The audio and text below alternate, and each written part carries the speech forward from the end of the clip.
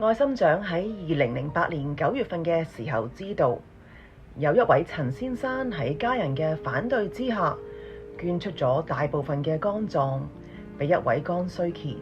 而且係素未謀面嘅女學生，係亞洲第一宗活體肝臟捐贈俾陌生人嘅善舉。愛心獎嘅團隊深受感動，所以決定邀請陳啟堯參加愛心獎嘅甄選。我哋嘅團隊多次諗辦法去探訪陳先生，都被佢拒絕。佢係虔誠嘅基督徒，認為係佢應該做嘅係神嘅旨意，所以不願張揚。最終佢都被愛心獎團隊嘅誠意打動，答應參加。喺愛心獎嘅評審會上面，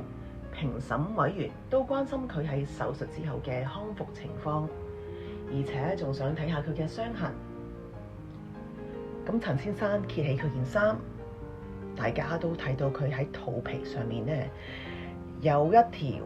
10幾寸長灌輸左右肚皮嘅傷痕。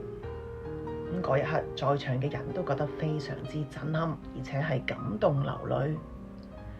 大家都覺得呢個唔係一般人可以做到嘅。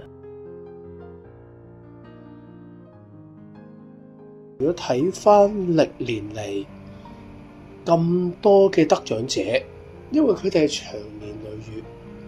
將佢人生嘅時間啊，將佢嘅精力啊，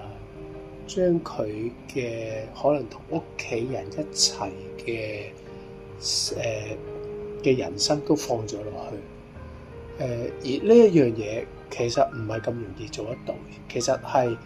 好難嘅，因為當中一定會有好多佢需要去面對嘅抉擇。所以如果你問翻我呢件事，唔係叫偉大，可能只係嗰一刻，我係夠膽去做呢件事。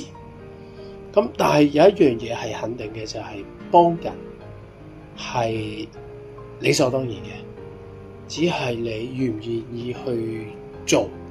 或者嗰刻你每個心反而係一個更加值得去推廣、去表揚嘅。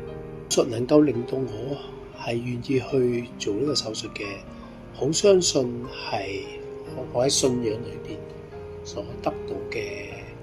心入邊嘅平安啦。一就係話每人做一啲，每人做一啲，只要大家願意去做。咁真係加上一啲可能係叫做我哋解釋唔同嘅叫天意啦，咁去推動之下，咁呢件事就存咗出嚟。為求奉上生命全歸主所有，要將一切盡獻於我主的手，我已決定今生再沒所求，唯望得主稱讚已足夠。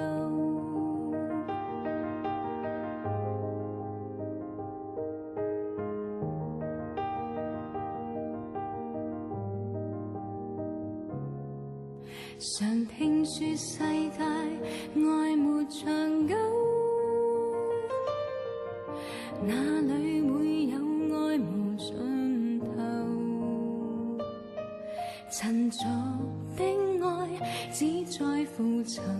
擁有，一刻燦爛